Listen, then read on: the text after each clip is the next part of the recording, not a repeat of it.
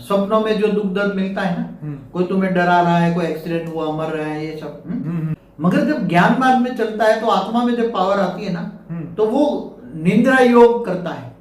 आत्म स्वरूप में स्थित होकर वो ऑलमाइटी की याद में सो जाता है। तो उसके पावर इतना, कारण शरीर में इतना पावर धीरे धीरे जनरेट होता है, तो उसके स्वप्न भी निंद्रा योग हो जाता है। योग में भी, मतलब निंद्रा में भी योग हो जाता है।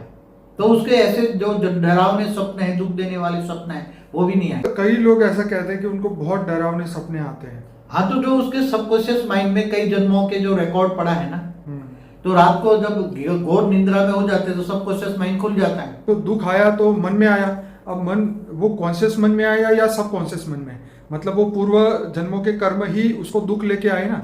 चाहे वो जागता हो तो भी वो निराश हो जाता है, सपने में भी कई बार निराशा प्राप्त होती है। तो सपने में भी आने वाली जो चीज है वो भी प्रारब्ध के कारण ही आई ना। प्रारब्ध के कारण तो सबकॉन्शियस माइंड में सारा रिकॉर्ड पड़ा होता है ना।